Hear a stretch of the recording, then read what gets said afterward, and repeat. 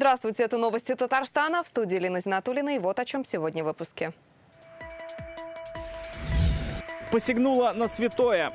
Не переживай, сдохнет, похороню. На могилку будешь ходить. Появились кадры, как казанская мама избивает своего ребенка. О деталях происшествия Рамиль Шайдуллин. Технологический суверенитет и как его добиться. К 2024 году мы уже планируем сдать самые такие актуальные продукты. Какие предложения и проекты представили на диджитал-форуме, увидел Дмитрий Аренин. Сегодня во всем мире пишут на татарском. Хочется проверить свои знания, поучаствовать и показать всем, что не нужно забывать свой родной язык. Почему в этом году выбрали текст современного автора и кто еще ни разу не пропустил акцию «Татарща диктант», расскажет Вероника Гайнуддинова. Подарки и теплые слова для мам. Мы хотим поехать к друзьям на дачу. Нас друзья позвали. Хотим немножко побыть на природе. Как отмечают День матери в семьях мобилизованных, расскажет Иван Сарафанов. Вопиющий случай жестокости произошел в Казани. Мать троих детей избила маленькую полуторагодовалую дочь и выбросила ее на балкон. Ужасающее видео стало самым обсуждаемым в республике. Свои действия женщина комментировала нецензурно, и адресованы слова были явно мужчине, из-за мести которому и избивала малышку. Следственный комитет уже возбудил уголовное дело сразу по 2 статьям. Всего у женщины 3 детей. Сейчас все они находятся в безопасности. Рамиль Шайдуллин выяснял, как характеризует семью соседей и что будет с детьми дальше.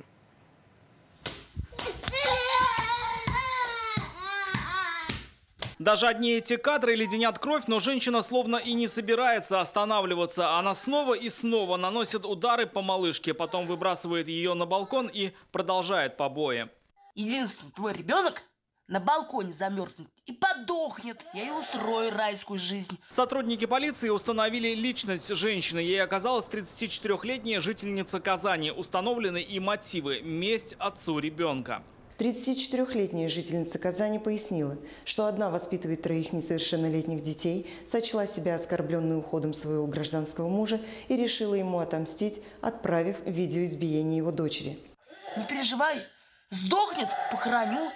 На могилку будешь ходить. Ну а сегодня здесь не слышно ни детских криков, ни вообще каких-либо звуков. Дома, по-видимому, никого нет. Однако в глаза бросаются оторванная дверная ручка и следы ботинок на двери. Похоже, кто-то ломился внутрь. Судя по всему, семья была неспокойной. Но соседи, говорят, ничего не слышали и комментировать отказываются. Не слышали?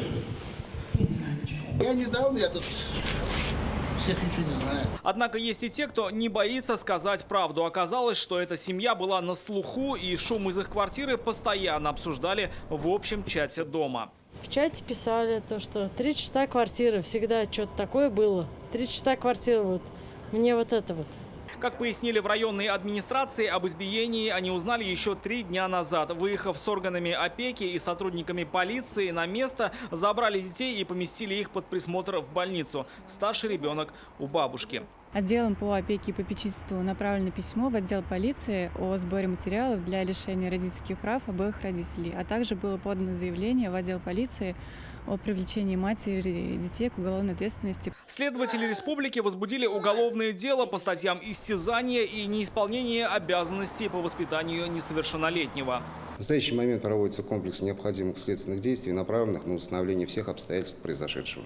Расследование дела взято на особый контроль и в прокуратуре республики. Похожий случай произошел год назад. В декабре 31-летняя Алена Епонешникова жестоко избила свою полуторагодовалую дочь также в отместку мужу. В марте ее приговорили к 4 годам колонии, а дочь теперь воспитывает бабушка.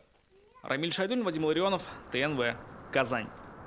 Страшная авария произошла сегодня на трассе в Лаишевском районе. По предварительным данным, водитель «Тойота» разворачивалась на дороге и во время маневра столкнулась с машиной скорой помощи. Карета везла маленького пациента из ДРКБ в Нурлат. В результате ДТП от полученных травм скончалась находившаяся в салоне скорой медсестра Роза Трифонова. Она работала в отделении анестезиологии и реанимации Нурлатской ЦРБ, была настоящим профессионалом своего дела, сообщили в Минздраве. Медицине женщина отдала больше 40 лет. За рулем «Тойоты» находилась женщина, водительский стаж 8 лет, штрафов у нее не было. Автоледи разворачивалась в положенном месте, по всей видимости, не убедившись в безопасности маневра. Соблюдал ли водитель скорой все правила, выясняют в ГИБДД.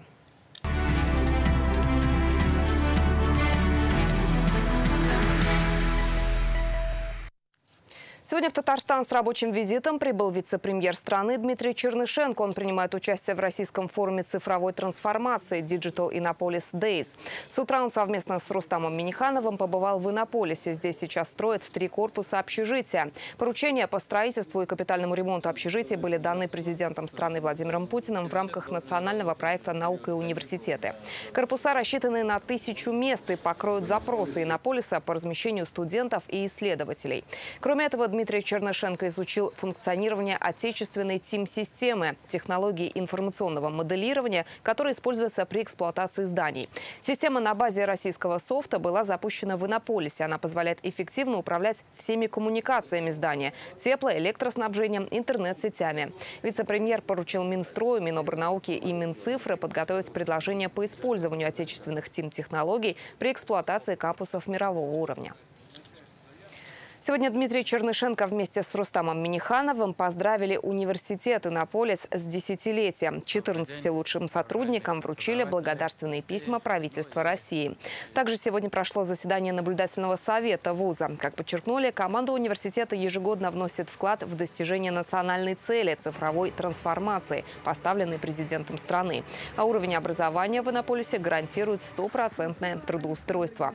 Вуз является ядром Наукограда и успешным проектом в масштабах страны, отметил Дмитрий Чернышенко. Также на заседании обсудили достигнутые за 10 лет результаты и определили ключевые направления до 2030 года.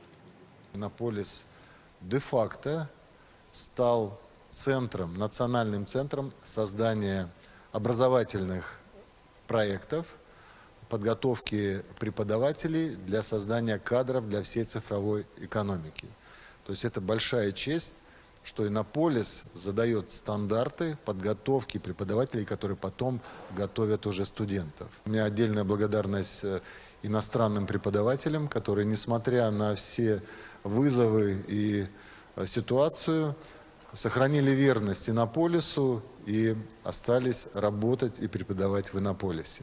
Уверен, проекты флагманские вуза, которые реализуются в рамках мероприятий федеральной программы «Кадры для цифровой экономики», способствуют их эффективному решению. Именно такие амбициозные масштабные замыслы вносят определенный вклад в социально-экономическое развитие страны и укрепление кадрового потенциала. Путь к технологическому суверенитету страны стал главной темой Всероссийского форума Digital Innopolis Days. Его сегодня принял Татарстан. В Верхнеуслонском районе собрались около 4000 IT-специалистов. С ними пообщались вице-премьер страны Дмитрий Чернышенко и президент Рустам Минниханов. Это крупнейший в России форум по цифровой трансформации в образовании, бизнесе и госуправлении. Что предлагают и какие надежды возлагают на Татарстан и Иннополис, расскажет Дмитрий Аринин. Мы делаем такую большую задачу по разработке инструментов, разработке программных продуктов. Решить сразу 2 проблемы кадров и технологий призвана передовая инженерная школа университета Иннополис. Ее создали в этом году по федеральной программе. Детали проекта сегодня представили Дмитрию Чернышенко и Рустаму Минниханову. В ближайшие годы планируют обучить 13 000 IT-специалистов. Вторая задача – создать системы, которые с помощью искусственного интеллекта будут помогать писать программы. К 2026 году мы подготовим продукты, которые будут помогать программистам постфактум анализировать код, то есть программист написал код, и после этого наш искусственный интеллект его анализирует и дает какие-то выводы, то есть где могут быть ошибки, где может быть еще что-то. К 2028 году планируются системы, которые будут помогать программистам именно в режиме реального времени. Тема технологического суверенитета стала главной на Digital форуме. Как отметили, необходимо, чтобы цифровая трансформация произошла в образовании, бизнесе и госуправлении. Передовые проекты в этих сферах представили на выставке. Так, в онлайн-проекте «Я-класс» от резидента Сколково появилась воспитательная опция разговора о важном и возможность подготовиться к госэкзаменам. По всем предметам ОГЭ, ЕГЭ, ВПР можно проводить так называемые имитации на платформе. Отправляется ребенку ссылка, тестовые задания. Ребенок их выполняет, и учитель получает сразу же отчет. На пленарной сессии российский вице-премьер Дмитрий Чернышенко отметил, для импортозамещения в сфере IT нужно больше квалифицированных кадров. Правительство уже утвердило более 200 проектов, которые потребуют более 200 тысяч новых специалистов. Первостепенная задача – обучение сотрудников на местах. Все для перехода отраслей зарубежного программного обеспечения на российское. Единым окном станет образовательный центр на базе университета «Иннополис». За эти 1,5 года мы столкнулись с совершенно новыми вызовами, о которых даже и тогда и боялись думать. Но вот они все произошли, а у нас все в порядке. Экономика выстояла.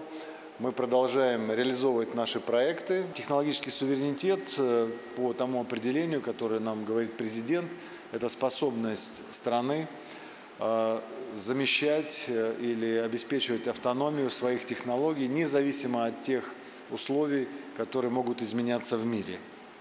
Отдельно с этого года хотел бы обратить ваше внимание на то, что запущен трек формирования у студентов предпринимательских компетенций. Осуществляется он в рамках проекта «Платформа университетского технологического предпринимательства». И здесь Иннополис очень активно включен в работу. Рустам Миниханов подчеркнул, Иннополис, Татарстан готовы к реализации масштабных планов. Госпрограммы поддержки вносят большой вклад в развитие кадрового потенциала страны. Одна из ключевых тем этого форума – цифровая трансформация регионов России.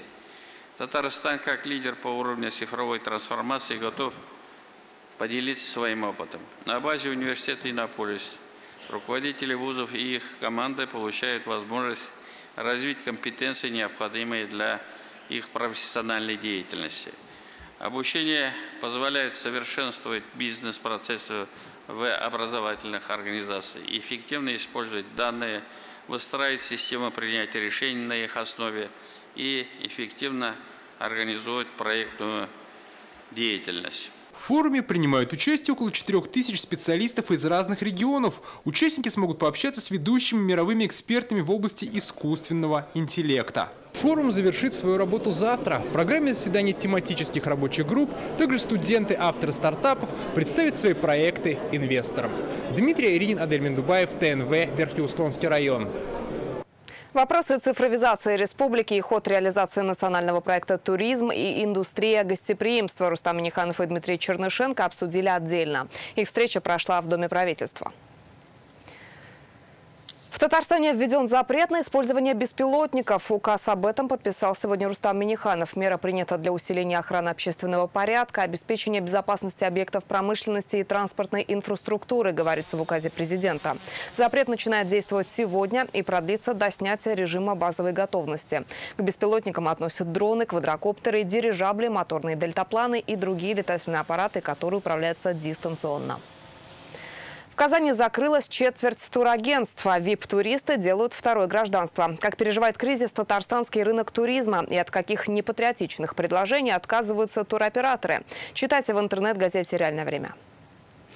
Татары всего мира сегодня написали диктант на родном языке. Всемирная акция «Татарща диктант» проходит в 79 регионах России и 37 странах мира. Она продлится 3 дня. Каждый может присоединиться в удобное для него время. Написать можно и посмотрев трансляцию на телеканалах ТНВ Татарстан и ТНВ Планета в 11 часов в эти выходные. В прошлом году «Татарща диктант» написали 1 миллион человек по всему миру. Как говорят организаторы, большинство на 5. Сложно ли в этом году текст и кто еще ни разу не пропустил акцию, расскажет Вероника Ганудинова. Институт филологии и межкультурной коммуникации КФУ традиционно главная площадка. В 11 часов здесь и по всему миру одновременно сотни тысяч людей начали писать диктант на татарском. Впервые авторами текстов выбрали современных писателей. Татарстанские участники писали отрывок из произведений известного драматурга, автора-исполнителя Зульфата Хакима. «Бер сагат ишинде нише мизгил бар екен». Сколько моментов есть в одном часе. Я участвую в этой акции с самого начала, с 2016 года, когда училась в школе.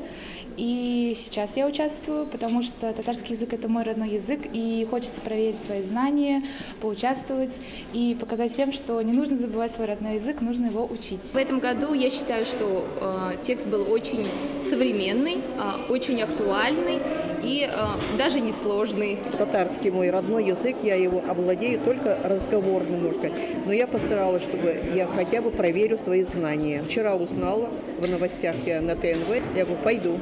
Брошу все дела и пойду. Первый раз, как я участвую в акции и пишу диктант. Очень важно для того, чтобы знать свой родной язык. И дальше я бы хотела передать свои знания своим детям. Бейбарыс Тактазбаев из Алматы приехал на двухнедельную стажировку в КФУ. Он будущий учитель математики. Говорит, подобного в Казахстане нет. Когда узнал об акции, решил тоже написать диктант на татарском. Татарский язык очень похож на казахский, очень похож. Если честно, я не знаю этого. Буквы, да, вот,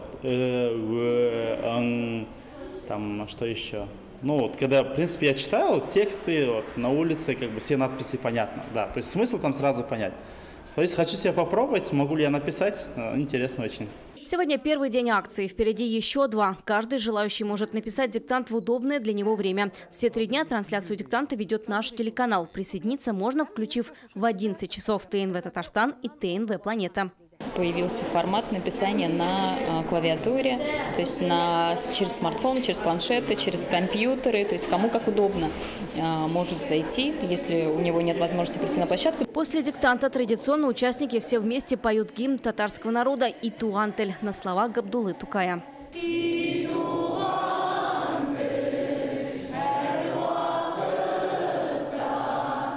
Вот они, тексты, написанные здесь на главной площадке проведения акции. Это и все, что пришлют со всего мира, проверят филологи, профессора и доктора филологических наук. Результаты диктанта можно будет узнать на сайте акции в течение 30 дней. Вероника Гайнудинова, Рамзель Гарипов, ТНВ, Казань. 10-тонная «Черная палата» почти во всю театральную сцену. Опера «Карапулат. Черная палата» стала лауреатом золотого диплома престижной международной премии «Золотой Трезини». Торжественная церемония награждения прошла в Санкт-Петербурге. Премия «Архитектурная» постановка отмечена за лучший реализованный проект театральной декорации. Оперу поставили еще в 2015 году в Тинчуринском театре. В августе этого года мюзикл «Опера» был впервые показан в Болгаре, где декорацией стала уже сама «Черная палата». Как создавался шедевр, мы спросили его авторов.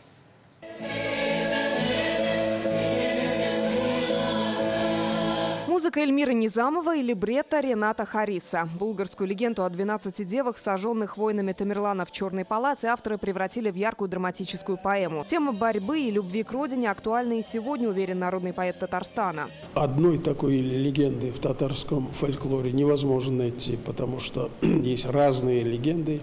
Я эти легенды собрал вместе, соединил, дополнил, изменил, ввел новые персонажи.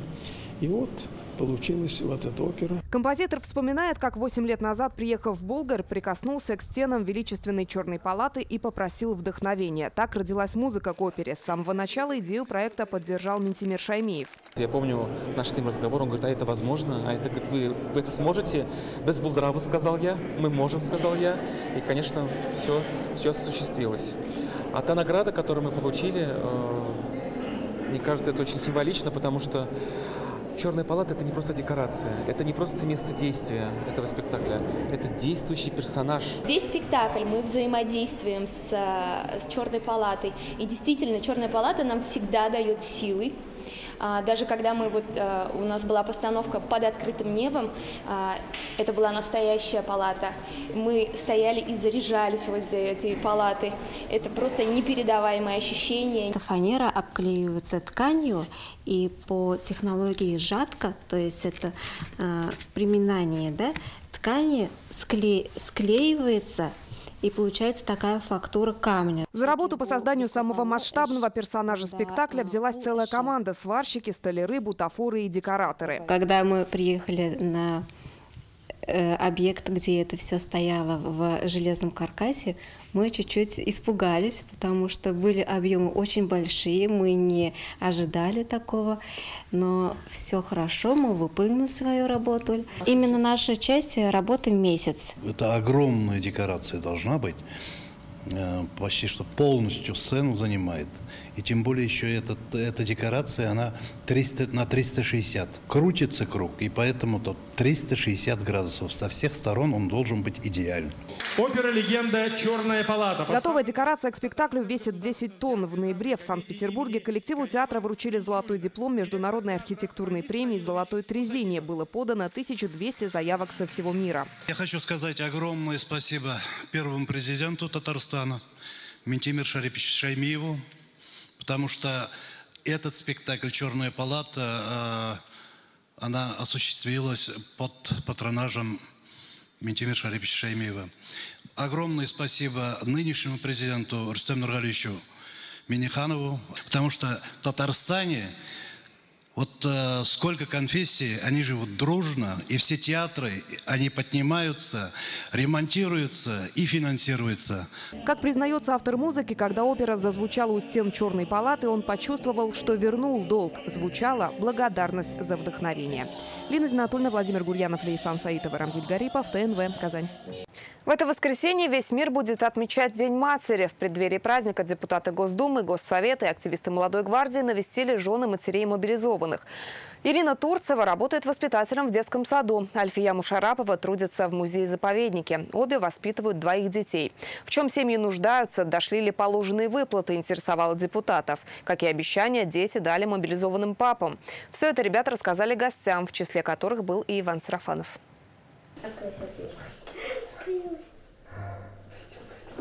Дарья Турцева не удержалась и подарила маме открытку заранее, которую сделала своими руками. Говорит, это лишь часть подарка. Основное ждет Ирину Турцеву в воскресенье. Что она наша самая любимая, самая добрая и самая родная для нас. В семье Турцевых двое детей. Дарья занимается музыкой, играет на пианино, любит по утрам готовить маме оладьи. Станислав мечтает стать военным поваром. Тонкостями такой кухни его научил отец. Он 26 сентября получил повестку в рамках частичной мобилизации.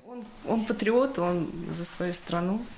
Поэтому, когда пришла повестка, он нисколько не сомневался.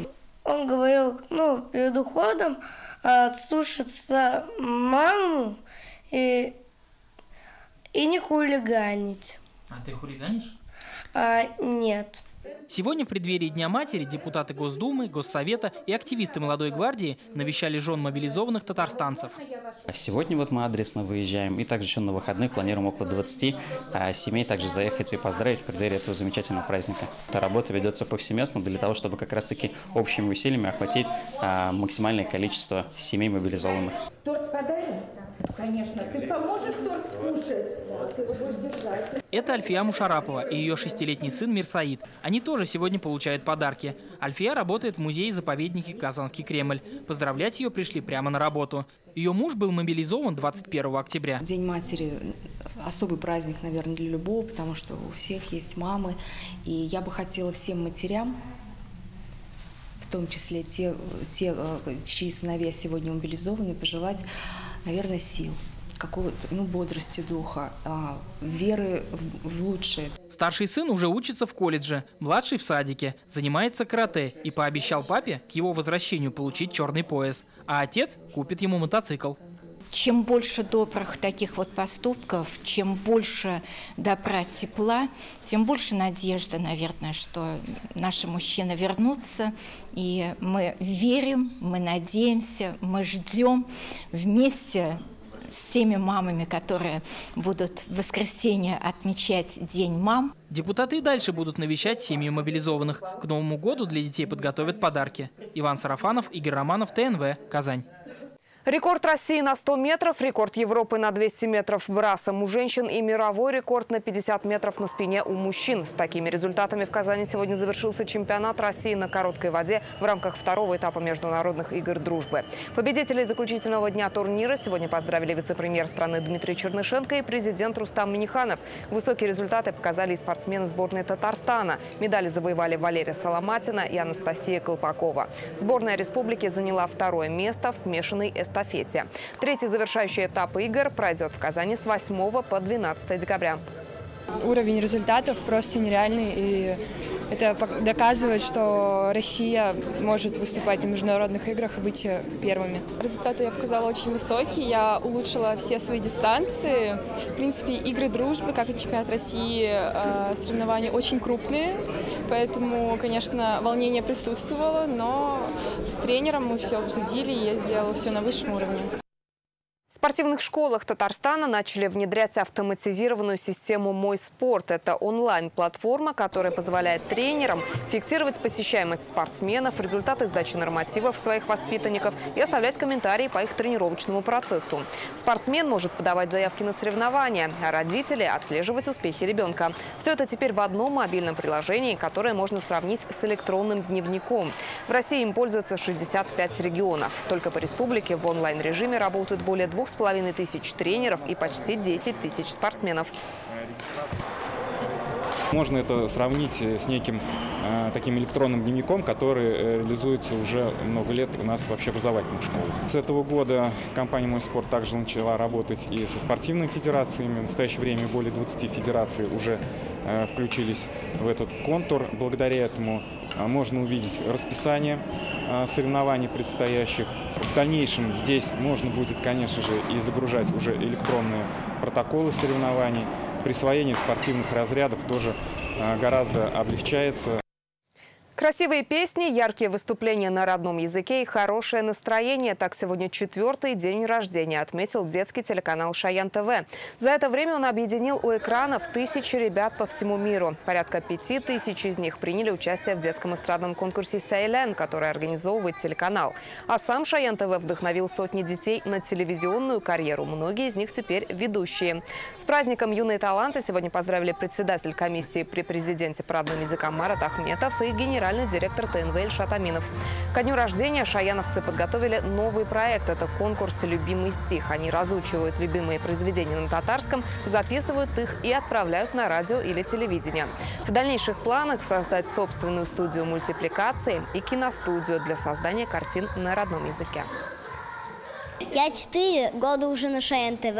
Здесь очень интересно, у меня здесь много друзей. Друзья, новый опыт. Меня здесь научили работать с микрофоном ушным. Мне очень нравится, в общем. Если бы и не было этого канала, что бы мы делали с этим поколением, который идет взамен нашему, и какой дух, какое содержание мы могли бы закладывать на развитие этих людей. А вот сегодня мы видим, столько у нас небезразличных нашему татарскому языку, традициям людей, молодых людей, и настолько они раскованно и убедительно себя ведут, уверенно. Это наше будущее. Еще больше информации в нашей группе ВКонтакте и Телеграм-канале. Также наши выпуски доступны на платформе Рутюб. До встречи.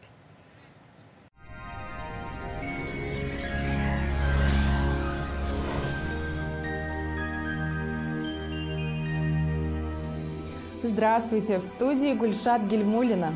В Татарстан начинает поступать более холодный воздух. Осадки прекратятся, а температура понизится. По данным сервиса Яндекс.Погода, в субботу в Бугульме, Бавлах, Азнакаево будет облачно, местами небольшой снег. Ночью около 5 мороза, а днем похолодает до -4. В набережных Челнах, Нижнекамске, Елабуге осадки в виде снега. Ночью около 7 мороза, а днем ожидается около 3 градусов ниже нуля. В Агрызе, Менделеевске, Актаныше небольшой снег. Днем подморозит до -4 градусов. Облачно небольшой снег в Арске, Кукмаре, Балтаси. Ночью ожидается около 7 мороза, а днем температура составит 5 градусов ниже нуля. В Болгаре, Держаном, Буинске также облачно и снежно. Ночью до 6 мороза, днем около 3 градусов ниже нуля. В Альметьевске, Чистополе, Мамадыше местами небольшой снег. Днем подморозит до 3 градусов со знаком минус. В воскресенье к вечеру температура опустится ниже 10-градусной отметки. Квартиры в жилом комплексе «Город-парк Новые Горки». В сданных и строящихся кирпичных домах с чистовой дизайнерской отделкой. Рядом с Горкинско-Аметьевским парком и метро «Горки». Подробности по телефону 2 677 677. Строительная компания «Грань». Квартиры с чистовой отделкой для тех, кто выбирает жизнь в новом формате. Жилой комплекс «Город-парк. Новые Горки». 2-677-677. В Казани сохраняется облачная погода. Ночью и днем небольшой снег и до 4 градусов мороза. Ветер северо-восточный умеренный. Атмосферное давление 769 миллиметров ртутного столба. Влажность воздуха высокая 91%. На дорогах сохраняется сильная гололедица. Магнитное поле Земли спокойное. Хорошего вам настроения и до свидания.